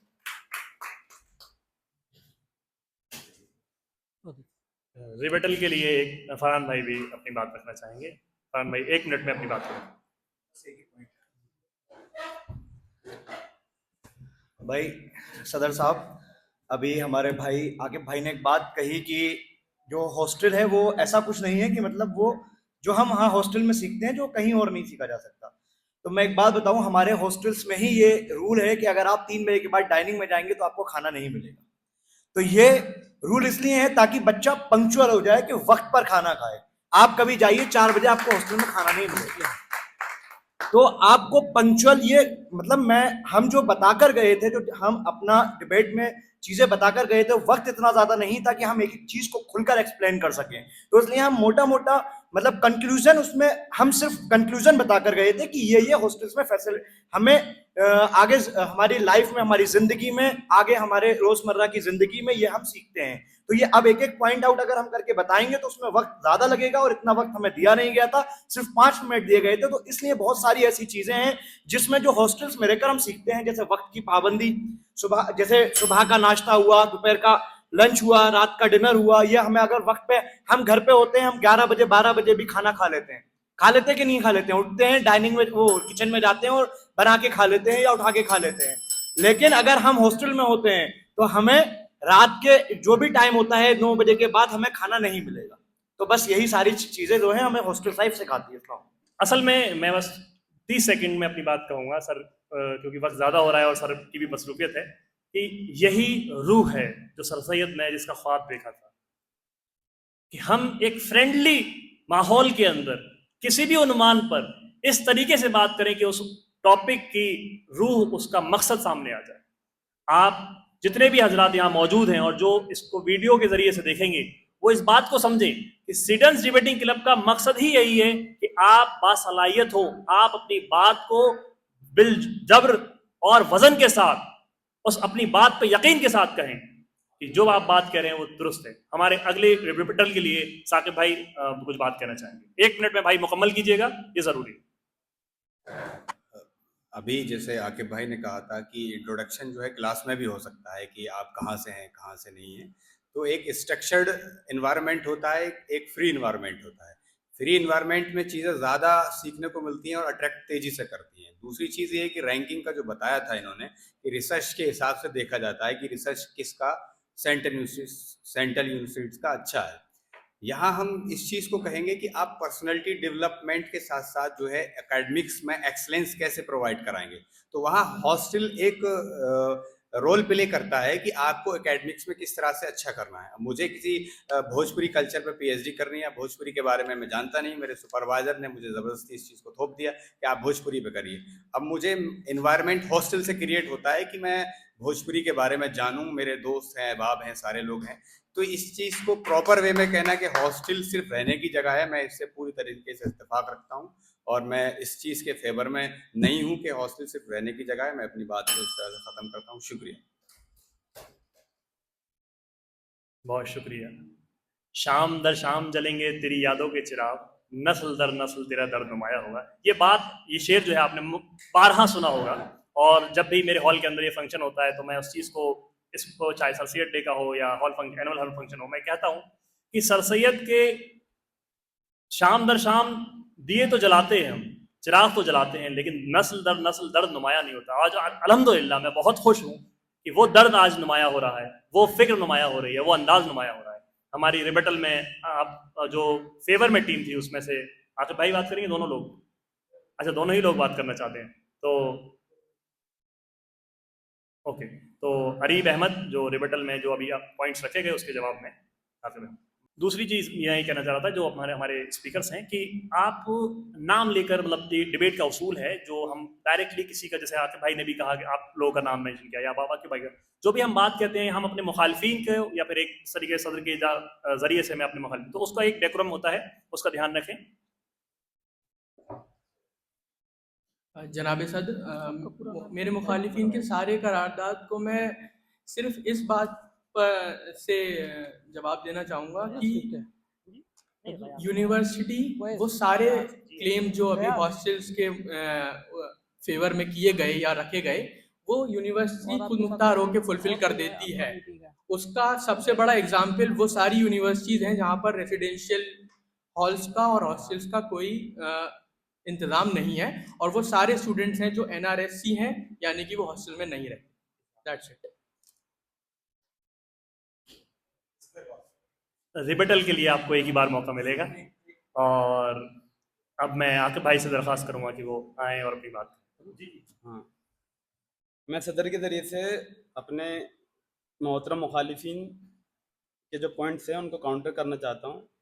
हमारे मुखालिफिन ने बोला कि जो है हम कब तक रोते रहेंगे अच्छे खाने के लिए। वहाँ खाने से मकसद नहीं था, वहाँ मकसद था रिस्पॉन्सिबिलिटी से। हमारे घर की रिस्पॉन्सिबिलिटी जो हमारे बड़े होते हैं वो निभाते हैं।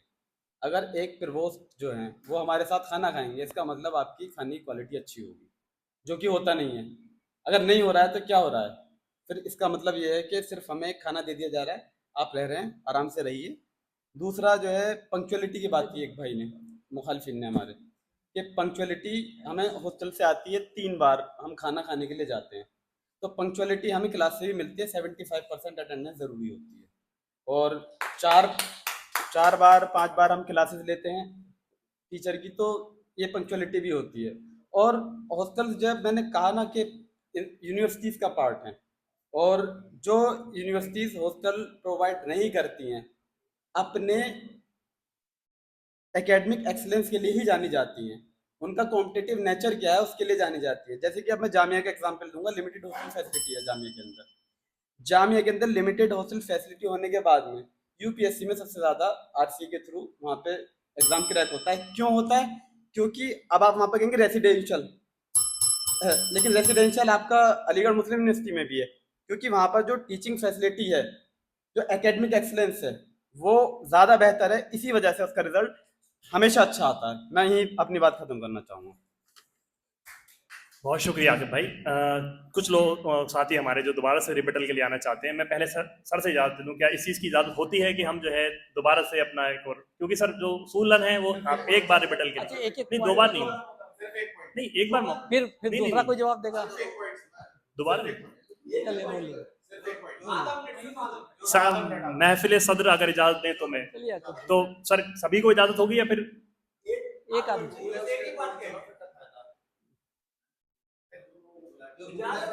सर अगर इजाज़त देंगे तो एक मैं ही आदमी आ जाओ, कोई एक आदमी कोई आए। की बात कर लो। नहीं एक आदमी कोई, सर ने एक की इजाज़त दी है। आप आरिफ भाई हमारे रिबेटल में दोबारा से अपनी बात रखेंगे। मेरे नायब सदर, मैं इजाज़त चाहूँगा आपके। मैं अपने मुखालफिन से एक बात कहना चाहता हूँ। जब उन्होंने बात कही एनआरएससी और हॉस्टलर के बीच की, तो ये बीच में दरार डालने की कोशिश की गई है एनआरएससी और हॉस्टल के दरमियान, तो मैं उनसे सिर्फ इतना कहना चाहूँगा कि ये एनआरएससी वही एनआरएससी है जो आपके दुख तकलीफ और यहाँ तक के कभी आपके साथ कोई भी हादसा पेश आया तो एनआरएससी रात में भी आपके दर्द आपकी तकलीफ के लिए कुछ ना कुछ दवा आपके लिए लेके आया। और सिर्फ इतना एक शेर कहना चाहूंगा इस बात पे कि हमसे ताल्लुक रखोगे तो तबीयत ठीक रहेगी, हमसे ताल्लुक रखोगे तो तबीयत ठीक रहेगी, हम हकीम हैं, लफ्जों से इलाज करते हैं। शुक्रिया बहुत बहुत। आइए फरहान भाई, 30 सेकंड से ज्यादा नहीं हो, क्योंकि अभी आरिफ भाई ने भी वक्त ज्यादा लिया। सदर साहब की इजाज़त से हमारे मुखालफिन ने एक बात कही अभी कि पंक्चुअलिटी जो है वो क्लास जाने से भी आती है। तो क्लास में जाके खाना नहीं मिलता है, खाना डाइनिंग हॉल से ही मिलता है। तो क्लास की पंक्चुअलिटी अलग है और खाने की पंक्चुअलिटी की अलग बात हो रही है। इंसान का पढ़ाई के साथ साथ सेहतमंद होना भी बहुत ज़रूरी है। और सेहतमंद जरूर जब होता है इंसान जब वक्त के पाबंदी के साथ उसको खाना मिलता है।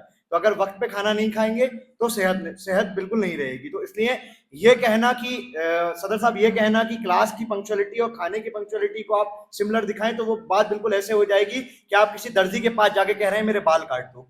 तो इसका कोई सर पैर नहीं था। ठीक, बहुत शुक्रिया तमाम स्पीकर्स का और जो यूनिवर्सिटी लीडर्स हैं, स्टूडेंट्स के रिप्रेजेंटेटिव हैं, हमारे स्कॉलर्स हजरात यहाँ जो मौजूद हैं, सभी तमाम हजरात का बहुत बहुत शुक्रिया।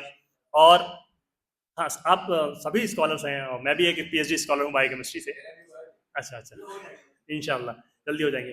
तो मैं ज़्यादा वक्त न लेते हुए आप महफिल सदर को दावत दूंगा कि वो आएँ और अपनी बात को कहें और जो भी हमने डिस्कशन यहाँ पे किया है उस पर अपना इज़हार ख्याल करें और जो हमारी कमी खामी हमसे हुई है, जो हमारे स्पीकर से हुई है, उसको वाजे करें। ये टॉपिक जो है वो बदलता रहेगा। टॉपिक आज हॉस्टल है, कल कुछ और होगा। हमें जो चीज़ सीखनी है यहाँ से वो सीखनी है कि हमें अपनी बात को अच्छे अंदाज से कैसे कहनी है और किस तरीके से उस बात को लोगों तक पहुँचाना है। सदर महफिल जनाब अयूब साहब।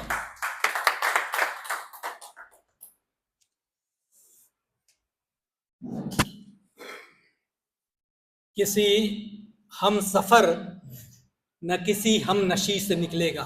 ये शेर आजकल मैं बहुत पढ़ रहा हूँ। किसी हम सफ़र न किसी हम नशी से निकलेगा, हमारे पाँव का कांटा हम ही से निकलेगा। किसी हम सफ़र न किसी हम नशी से निकलेगा, हमारे पाँव का कांटा हम ही से निकलेगा। और इसी ज़मी पे एक बूढ़ा फकीर रहता था, ज़मी को खोदो खजाना यहीं से निकलेगा।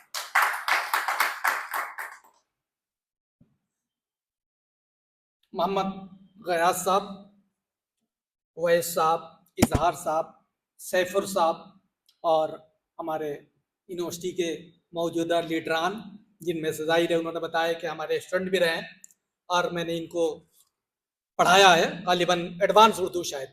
हाँ, तो मुझे एक एक चीज़ याद आ रही है आपकी बातें। इनसे मुलाकात भी होती है, इन सब नेताओं को भी हमारी मुलाकात होती रहती है। देखिए, पहली बात, 2-3 बातें डिबेट के बारे में जिक्र करूं। जाहिर है मैं भी अपने स्टूडेंट लाइफ में डिबेट से शुरुआत किया था, उसके बाद मैं नेता बना था, उसके बाद यूनियन सेक्रेटरी हुआ था, और आज भी जाहिर है मैंने कई प्रोग्राम्स कराए हैं और कई जगहों पर जजेस बनता हूँ। पहली शर्त ये होता है, हाँ सीडेन क्लब के जिक्र कर दो, सीडेन डिबेटिंग क्लब, ये जब मैंने देखा ये, तो स्टूडेंट यूनियन में जब आप लोग यूनियन में जाएंगे तो वहाँ बजाफ्ता जो पोर्टफोलियो बांटा जाता है, किसी को लाइब्रेरी दी जाती है, किसी को मुशायरे का प्रोग्राम कराया जाता है, किसी को दिया जाता है साहब का आप सेमिनार सिम्पोजियम कराइए। उस जमाने में हम लोग जमाने में यूनियन स्कूल जो है वो भी पोर्टफोलियो में आता था, और सबसे ज्यादा डिमांड उसकी होती थी कि ये मुझे भी लेके वहां बहुत सारे कमाई के जरिया होता था। हाँ जो सच बात है, और जाहिर है अब तो जाहिर है वो यूनिवर्सिटी हो गई। और उसमें एक पोर्टफोलियो ये भी होता था सीडेन लिटरेरी क्लब, इसमें हर हफ्ते डिबेट होता था वो यूनियन हॉल में, और बहुत से बच्चे वहां डिबेट में हिस्सा लेते थे, और पार्लियामेंट्री उसका मकसद ये होता था कि हमारे यहाँ से अच्छे डिबेटर पैदा हो, और उन्हीं डिबेटर में से बाद में अच्छे स्पीकर बनते थे, और फिर वो इलेक्शन में लड़ते थे, और जब वो स्पीचेस देते थे तो न सिर्फ अलीगढ़ बल्कि दुनिया उसको पहचानती थी, दुनिया जानती थी। और मुझे बताने की जरूरत नहीं है कि मौलाना मोहम्मद अली जहबर जो अलीगढ़ से आज पूरी दुनिया में उनका नाम क्या है और क्या अपने स्पीचेस के लिए जाने जाते हैं। बात यहाँ पे टॉपिक की हो रही थी, और बात इस पे है कि आप डिबेट में जब भी जाएं तो आपको पहला सबसे काम ये करना है कि सिर्फ जनाबे सदर को मुखातिब करना है। उसके बाद आपके सामने टॉपिक है, आप फॉर द मोशन बोल रहे हैं या अगेंस्ट द मोशन बोल रहे हैं। 3 बातें हम लोग खासतौर से ख्याल रखते हैं। नंबर 1 कि जो बच्चा बोल रहा है वो शुरुआत कैसी कर रहा है और उसका एंड कैसा कर रहा है। दूसरा यह है कि उसके जबान कैसी है, तलफ्फुज की कैसी गलतियां तो नहीं है। और तीसरे उतार चढ़ाव कैसा है, बोलने का स्टाइल कैसा है। और उसके बाद देखा जाता है कि वो जो दलीलें दे रहा है, आर्गुमेंट दे रहा है, उसमें जान कितनी है। चाहे आप अगेंस्ट में बोल रहे हो, मैं इनको दाद दूंगा कि इनके पास कुछ भी पॉइंट्स नहीं था, क्योंकि ये टॉपिक ऐसा है कि जिसमें बराबर का पॉइंट्स नहीं हो सकता, इसमें नहीं था। लेकिन चूंकि जवाब देना है तो परवीन शाकिर का एक शेर है कि मैं सच बोलूंगी और हार जाऊंगी, वो झूठ बोलेगा और लाजवाब कर देगा। तो इसमें यही होता है। आप जानते हैं हमारे मुल्क में एक बहुत बड़े पोस्ट पे एक शख्स है जिन्हें जो झूठ बोलते हैं, कितने ढड़ल्ले से बोलते हैं और इस तरह बोलते हैं कि सबको लाजवाब कर देते हैं, बात में फंसते भी हैं लेकिन निकल जाते हैं। तो झूठ बोलना, तो डिबेट पे का मतलब ये हुआ कि चाहे आप अगेंस्ट द मोशन में बोल रहे हैं, आपके पास कितना भी पॉइंट्स कम हो, लेकिन आपको अपने बात पे अड़े रहना है कि हम जो बात कह रहे हैं वो ये सही है। अभी एक बात इस टॉपिक के बारे में मैं कहना चाहता हूं। जब ये टॉपिक मैंने सुना, इतना बेहतरीन टॉपिक था, अगर इसको थोड़ा सा हॉस्टल लाइफ की जगह पे अकामती जिंदगी कह दें आप तो और बेहतर होता। अकामती जिंदगी, हॉस्टल लाइफ, जाहिर है उसको उर्दू में कहते हैं। कि मैं मिंटू शकील से पढ़ के 2-3 साल हुआ, हम लोग एक ग्रुप था मिंटू शकील से, हम लोग पढ़ के आए थे। 5-6 लोगों का एक दोस्तों का ग्रुप था, सब मिंटू शकील से पढ़ के आए थे। तो हम वीएम हॉल में सत्याउद्दीन में इधर रहते थे हम लोग। तो उसी में एक दोस्त की बहन की शादी, उसने अपने सबको बुलाया कि आप लोग हमारे घर पे आना है। बिहार में एक जगह है मोतिहारी, चंपारण आपने सुना होगा, ईस्ट चंपारण और वेस्ट चंपारण। तो वेस्ट चंपारण बेतिया कहलाता है, जहां का मैं खुद रहने वाला हूं, और ईस्ट चंपारण मोतिहारी जहां का जिक्र कर रहा हूं, जहां गांधी जी गए थे सत्याग्रह में। तो वहां बड़े मशहूर उनके फादर डॉक्टर थे, बहुत मशहूर डॉक्टर, और बड़ी, तो हम लोग सब अपना मिंटू शकील वाला ग्रुप था, मैं थोड़ा सीनियर था उन लोगों में। तो उसके बहन की जो शादी हो रही थी पटना, जाहिर बिहार की राजधानी है, वहां से पूरी एक बारात आई बड़ी धूमधाम से, और जिसकी शादी हो रही थी उनके बाप वहां चीफ इंजीनियर थे, तो बड़ी धूम धड़ाके से वो आया था। और बड़ी, तो सब कुछ हो गया, रात में फंक्शन हुआ। कल होकर ड्राइंग रूम में हम लोग बैठे, तो उसमें तय हुआ साहब कि अलीगढ़ ग्रुप और पटना ग्रुप में मुकाबला होगा। तो पटना से शुरू हुआ, एक लड़का गाना गाने के लिए, तो हमारे पास एक लड़के को कहा कि भाई गाना गाओ, वो उससे बेहतरीन गाना गाया। एक डांस करने वाले थे, उससे 3 गुना डांस करने वाले हमारे पास अलीगढ़ में थे। फिर शायरी, 1-2 शेर पढ़ने वाले थे, लेकिन वो बाजारू टाइप के, तो उसका जवाब मैंने दिया। इस तरह 2-3 चीज। फिर वो आदमी जो पटना के लोग थे, स्टूडेंट थे, वो कहने लगे साहब आप लोग, हालांकि हम लोग बहुत अभी अलीगढ़ में 3-4 साल हुआ था, आप लोग ये हॉस्टल में कहाँ से ये सब सीखा है? तो हमने कहा कि ये गाना गाना तो हम लोग हॉस्टल के बाथरूम में सीखा है। बाथरूम में जब हम लोग नहाते हैं तो गाना गाया जाता है।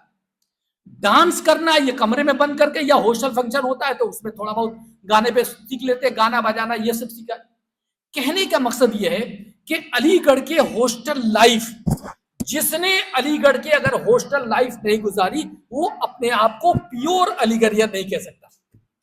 क्योंकि जो भी अलीगढ़ियन है, मैं शहर वालों की बात नहीं कर रहा हूं, शहर के लोग जाहिर है उनकी मजबूरी है, हॉस्टल में नहीं आ सकते, लेकिन अगर बाहर का कोई आदमी आ रहा है, अगर उसने अलीगढ़ के हॉस्टल लाइफ गुजारी है।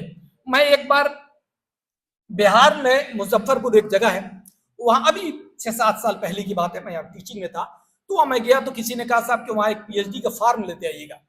तो मैं गया, तो जहां लाइन लगी हुई थी पीएचडी फॉर्म के लिए वहां गए यूनिवर्सिटी में, तो 3-4 लोगों को उसने फॉर्म दिया, उसके बाद बंद कर दिया काउंटर। मैंने कहा ये क्या हुआ? तो मालूम हुआ कि सब वो पीछे से ब्लैक से वो बेचा जाएगा। तो जाहिर नेतागिरी की आदत थी अलीगढ़ वाली, तो मैं वहां 2-4 लोगों को जमा किया, मैं कहा चलो चलो कंट्रोलर के पास चलते हैं। सब लोग हम लोग गए कंट्रोलर के पास।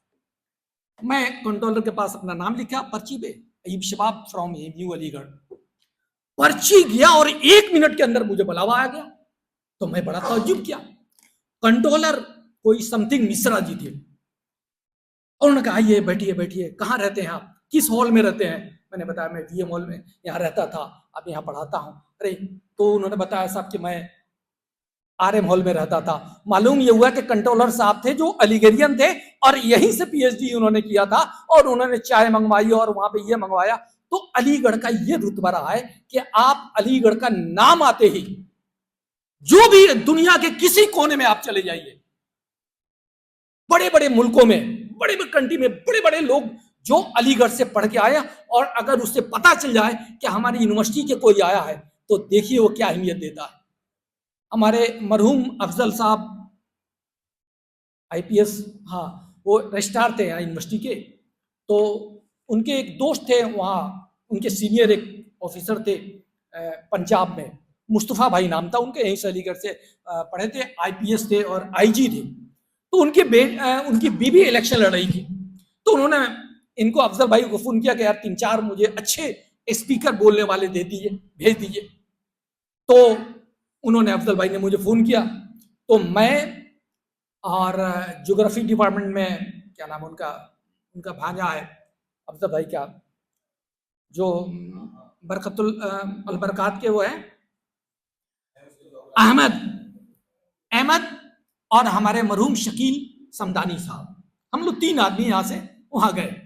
मालेर कोटला एक जगह है पंजाब में पूरा है, हाँ, और वो इलाका वाहिद है जहां मुसलमानों की आबादी अच्छी खासी है, 70-80%। तो हम लोग शाम को शेरवानी पहने हुए घूम रहे थे, 1-2 लोगों ने शेरवानी पहले, 1-2 लोग पहन रहे। तो हुआ साहब देखा जाए कैसा शहर, एक जगह घूमे, जब तक शकील भाई ने देखा कि यार एक डॉक्टर है, उसका नाम लिखा हुआ और नीचे लिखा हुआ अली, मैं कहा चलो यार अलीगढ़ियन मिल गया। हम लोग गए वहां, पर्ची भेजवाए अपना नाम और फ्रॉम अलीगढ़। साहब डॉक्टर ने सबको रोक दिया और कहा कि पहले उन लोगों को बुलाओ। खुद बोला, अंदर आया, और कौन साहब अलीगढ़ से आए, हम लोग बताए, और वो मिल रहा, वो प्यार से, वो मोहब्बत से। तो ये तमाम जो है अलीगढ़ का, ये मोहब्बतें शायद दुनिया के किसी भी यूनिवर्सिटी में नहीं मिलेगी, और ये मोहब्बतें हॉस्टल से शुरू होती है। हॉस्टल में जब हम रहते हैं, हॉस्टल में रात में जो उधड़बाजी भी हो रही है, पढ़ाई भी हो रही है, और डिबेट भी हो रहा है, तकरीरें भी हो रही हैं, गजलें भी हो रही है, और आप लोगों ने तो कुछ भी नहीं देखा। हम लोग का जो दौर था, सैटरडे नाइट कयामत की रात होती थी, इंट्रोडक्शन की आवाज होता था कि जूनियरों बाहर निकलो, और सब जूनियर को बाहर निकाला जाता था, और पहले एक छोटे से कमरे में रखा जाता था, फिर एक बड़े से हॉल में तमाम बड़े बड़े 12 साल 15 साल से ऊपर सीनियर्स होते थे, और सब बैठे होते थे, और एक एक आदमी को बुलाया जाता था। और जब आइए और 90 डिग्री पर पहले झुक के सलाम कीजिए, और उसके बाद आपसे ऊपर जो सवाल करते थे, वो जो बारिश होती सवालों की, और बात बात में मुर्गा बन जा, और ये करो वो करो। और उसमें सिर्फ ये नहीं होता था कि सवाल पूछे जाते थे, आपसे कलमा भी पढ़वाया जाता था। आप अगर साइंस के स्टूडेंट है तो आपको कम आती है तो कहता है साहब ये पीएचडी कर रहे हैं, कल आप इनके पास जाकर अपना पढ़ाई कीजिएगा।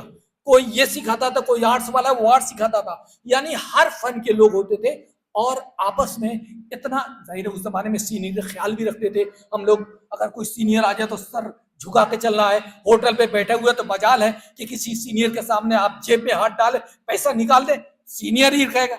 और आप बीमार पड़ गए तो वही सीनियर हॉस्पिटल लेके जाता था, वही इलाज कराता था, वही दवाएं कराता था, और उस जमाने में भी ड्यूज किलर होता था हम लोग के जमाने में। और पता चला कल पेपर है और आज पैसे नहीं है हॉल टिकट जमा के लिए, तो सीनियर्स जाते थे और वो प्रभु साहब से अपने बिहार पर लेकर आते, सर मैं पैसा जमा कर दूंगा, फिलहाल इनका हॉल टिकट दे दिए। तो सीनियर इसका भी ख्याल रखते थे। तो ये अलीगढ़ के जो मोहब्बत है। और एक बात और, जो अलीगढ़ जो सिखाता है कि कैसे बात की जाती है, कैसे से बड़ों से बात की जाती है, कैसे सलाम किया जाता है, कैसे, आपको मैं बताऊं, आप लोग तो आप लोग नेता हैं, हम लोग जब इलेक्शन लड़े थे तो मैं जब कंधे पे बैठता था जुलूस निकलती थी, गालिबन उस जमाने के जो कुछ होंगे तो इनसे मालूम कर लीजिएगा कि मेरे बड़ा मुझसे बड़ा जुलूस गालिबन 15-20 साल में किसी का बड़ा जुलूस नहीं होगा। बाबे सैयद में मेरा एक सिरा होता था, दूसरा स्विमिंग क्लब के आगे मैं वहाँ पे जुलूस होता था, मैं वहाँ पे था इतनी लंबी। तो जब मैं जुलूस पे बैठता था तो झुक झुक कर 90 डिग्री में सलाम कर रहे हैं, जिधर से गुजरे जूनियर लड़का वो भी आ रहा है, कह रहा है कि आप, अरे इन्होंने सलाम नहीं किया, इसको वोट नहीं दूंगा। तो सबको आदत पड़ गई इतना सलाम सलाम सलाम कि ख्वाब में भी आदमी सलाम करता था। तो ये सलाम का, और पूरी दुनिया में आप कहीं जाएंगे सलाम का जवाब वालेकुम सलाम, लेकिन सिर्फ अलीगढ़ ऐसा है जहां सलाम का जवाब सलाम सलाम। मैंने अपने सीनियर से पूछा ये क्या मसला है, भाई सलाम का जवाब तो वालेकुम सलाम। तो उन लोगों ने बताया कि चूंकि हर आदमी चाहता है कि मैं पहले सलाम करूं, तो आपने सलाम किया तो उनके सलाम, इस तरह ये सलाम का हो गया। तो कुछ ट्रेडिशन यहाँ पे हॉस्टल के जो ट्रेडिशन होता था, फंक्शन कैसे आप हॉस्टल फंक्शन कराते हैं, लड़के के पूरे हाथ में दे जाता है चलो हॉस्टल फंक्शन कराओ। अब लड़का पूरा ऑर्गेनाइज कर रहा है, कैसे कहाँ क्या करना है, कैसे खाना बनवाना है, कैसे क्या करना है। हम लोग के जमाने में देखो बड़े इंटरेस्टिंग होता था, टाइटिल की तकसीम होता था, इनाम होता है क्या, अभी होता है, हाँ तो वो मिस्टर होता ना, लेकिन हमारे दौर में टाइटिल ऐसे दिया जाता था, आपकी खूबियों पे नहीं आपके कमियों पे निकाला जाता था। और इतना खतरनाक होता था कि कई लोग तो मार पीट करने लग थे। एक साहब को हमने टाइटिल दिए, उनके बाल उड़ गए थे, उनको टाइटिल मैं अक्सर बनाया करता था गंजा फरिश्ता, और शेर दे दिया, एक बहादुर शाह जफर का शेर है कि उम्रे दराज मांग कर लाए थे 4 दिन 2 आरज़ू में कट गए 2 इंतजार के। उसी में थोड़ा बदलाव कर दिया कि जुल्फे दराज मांग कर लाए थे 4 बाल, 2 आंधियों में उड़ गए 2 खींचतान है। एक साहब बहुत खाना खाते थे, बहुत खाते थे, तो उनको हम लोगों ने दे दिया टाइटल, बहुत आसान था, कम खुराकी। शेर था इतना खतरनाक कि अल्लामा इकबाल का शेर है ना, पेट को खुद ही को कर बुलंद इतना कि हर तकदीर को पहले खुदा बंदे से खुद पूछे बता तेरी गजा क्या है। उसी में थोड़ा बदलाव कर दिया कि पेट को कर बुलंद इतना कि हर तकरीब से पहले, तकरीब फंक्शन को कहते हैं, पेट को कर बुलंद इतना कि हर तकरीब से पहले बैरा खुद आकर पूछे बता तेरी गजा क्या है। तो ये सब होता था, टाइटल होते थे। इलेक्शन जो आप जो करते हैं, तो इलेक्शन में हम लोग के यहाँ पहले हॉल में टी पार्टी होते थे, वहां नाम प्रपोज किया जाता था, सीनियर प्रपोज, कोई भी अपने से शेरवानी नहीं पहन सकता था। 10 लोग सीनियर उसको आते थे और कहते थे आपको इलेक्शन लड़ना है, तो वो आते थे और उनको शेरवानी पहनाई जाती थी, फिर वो चाय पार्टी होती थी, और हर हॉल में वहां फिर टी पार्टी होती थी, वहां तकरीरें होती थी। और ऐसे हॉल में कैंप लगता था, मेरा भी कैंप लगा है, और कैंडिडेट जो है फाइनल स्पीच के बाद ऐसे हॉल से बाहर नहीं निकल सकता जब तक रिजल्ट डिक्लेयर ना हो जाए। फाइनल स्पीच के बाद उसको ऐसे हॉल में रहना है। मेरा काउंटिंग हो रहा था, पहला इलेक्शन मैं 37 वोट से हारा था 89 में, और मैं मस्जिद में बैठा हुआ था। मैं लीड करते करते मालूम हुआ कि लड़के आकर बता रहे हैं मस्जिद में ही कि इतना लीड कर रहे हैं। फिर थोड़ी देर बाद आना बंद हो गए, तो मुझे शक हुआ कि लग रहा है कि मैं पीछे जा रहा हूं। करते करते करते फिर अगले साल फिर मैं जीता। तो और एक चीज और होता, यहाँ तो यूपी बिहार बहुत होता है ना इलेक्शन में, ये यूपी के, ये बिहार के, आजमगढ़ के, यहाँ हमने भी बहुत सियासत की है अलीगढ़ में। लेकिन मैं जब इलेक्शन लड़ा तो मेरे मुकाबले में नजर अब्बास, जानते हैं ना आप लोग नजर अब्बास मुकाबले में लड़े, और उन्होंने पहले दिन से अपना स्पीच यूपी बिहार शुरू कर दिया था, क्योंकि मालूम है अकेले बिहार का कैंडिडेट हूं, अकेले वो यूपी गए, फिर भी मैं इलेक्शन जीता। तो यहां तो ये रहा है कि यहां कुछ लोग बहकाते हैं, लेकिन आज भी अलीगढ़ की बड़ी तादाद हमेशा टैलेंट को अहमियत देती है, हमेशा अच्छे लोग को अहमियत देती है, हमेशा उसको देखा जाता है कि कौन शरीफ है, कौन बदमाश है। और लीडर के लिए खासतौर से शेरवानी के लिए हमारे जमाने में ये कहा जाता था। एक बार हम लोग कैंटीन के सामने से, यूनिवर्सिटी कैंटीन जो पुरानी वाली है, आर्ट्स फैकल्टी वाले, वहां से हम लोग गुजर रहे थे, 7-8 आदमी थे, अकेला मैं शेरवानी पहना हुआ था। एक कोई मुसाफिर था, कहीं जा रहा था, और उसने रोक के मेरे पास आया, उसने कहा कि बाबू जरा मुझे इस जगह जाना है, मुझे जरा रास्ता बता दीजिए। मैंने बता दिया, ऐसे जाइए, और ऐसे घूम दिए। थोड़ी देर बाद मैं घूम के आगे बढ़ा, मैं कहा अच्छा ये बताओ कि ये इतने लोगों में मुझसे ही क्यों पूछा उसने रास्ता, किसी और से भी पूछ सकता था। मैं कहा बताइए क्यों पूछा। मैंने कहा इसलिए पूछा कि उसको मालूम है कि ये शेरवानी पहना हुआ आदमी है, वो जरूर शरीफ होगा। नंबर 2, ये कभी झूठ नहीं बोलेगा, ये कभी किसी को धोखा नहीं देगा, ये अपने वसूलों का पाबंद होगा, कैरेक्टर होगा। क्योंकि वसूल दुनिया में आप वक्त के साथ साथ बदलते, लेकिन वसूल पे अगर आप कायम है, वो किसका शेर है, वो उनका वसीम बरेलवी का, कि वसूलों पे जहां टकराओ, उसूलों पे जहां जो आँच आए तो टकराना जरूरी है, जो जिंदा हो तो फिर जिंदा नजर आना जरूरी है। आखिरी बात आप लोगों से करना, चूंकि 3 लीडर यहाँ पे मौजूद हैं, मेरी हमेशा सखाई से इनसे भी मैंने एक बार जिक्र किया था, और बहुत सारे पुराने ओल्ड बॉयज जो आते हैं वो हमारे जमाने के, वो फोन करते हैं या मिलते हैं। ये पिछले 1 साल पहले मुझे कोएत बुलाया, तो वहां बहुत सारे पुराने, वहां सबसे अड्डे पे मुझे बुलाया था, तो वहां लोगों ने मुझसे मिले। एक बात हर आदमी कहता है कि अलीगढ़ के रवायतें बदल गई है, ट्रेडिशन बहुत बदल गया। कुर्ता पैंट पे कुर्ता पहन के लड़का घूम रहा है, कुर्ता पाजामा पहन के घूम रहा है। मैं अल्लामा में जाहिर कई साल से वार्डन हूं, लड़कों को समझाता हूं, डांटता भी हूं। अब हर साल जो भी, पिछले 8-9 साल से मैं वहां पर वार्डन हूं, इस साल प्रमोट बना हूं, तो हर साल मैं वहां पे मीटिंग बुलाता हूं और नए बच्चों को अलीगढ़ के बारे में बताता हूं, ट्रेडिशन के बारे में बताता हूं, सर सैयद ने कैसे यूनिवर्सिटी बनाई थी, अलीगढ़ मूवमेंट चलाया था, ये सब बातें बताता हूं। और इसका भी रखता हूं कि आप ट्रेडिशन का ख्याल रखो।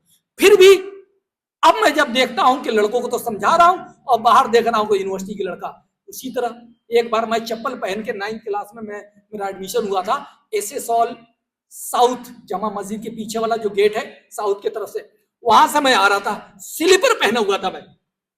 वहां से मुझे बैक रूम से सीनियर ने चिल्लाया, पार्टनर, वहां उस जमाने में पार्टनर बात नहीं कहते थे, और बहुत अच्छा हुआ तो जिगर, जिगर क्या हाल है, कैसे है, वही जिगर, जिगर में बहुत आ गए। तो उसने सिर्फ इतना कहा पार्टनर चप्पल, इतना सुनना था कि मैं समझ गया कि आप मुझे पकड़ के मुर्गा बना लेंगे, कहीं भी मुर्गा बना लेंगे। वहां से मैं चप्पल उठाया और भागता भागता ये फील्ड बीचों बीच जो क्रिकेट ग्राउंड है, वो उस जमाने में घेरा हुआ नहीं था, वहां से एकदम मैकडोनल्ड हॉस्टल के सामने, उसके मॉरिसन कोर्ट के सामने जो मैकडोनल्ड, वहां कोने पे जाकर वो पहुंचा।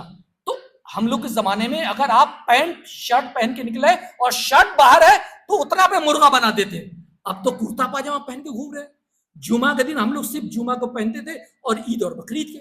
आज मुझे स्टूडेंट लाइफ गुजारे हुए 25-30 साल हो गया, लेकिन आज भी मैं अपने घर पे रहता हूं, प्राइवेट अपना, लेकिन आज भी मैं अपने घर से कुर्ता पाजामा पहन के नहीं निकलता हूं, आज भी पैंट शर्ट नहीं पहन के निकलता हूं। कोई भी कहीं भी यूनिवर्सिटी में कोई मुझे कुर्ता पाजामा या पैंट पे कुर्ता पाजामा इस तरह नहीं दिख सकता है। हाँ, वो जुमा बकरीद और ईद बकरीद पे पहनता हूं। तो इस ट्रेडिशन के थोड़ा सा आप लोग कभी ख्याल रखिए और इसमें एक मूवमेंट चलाइए।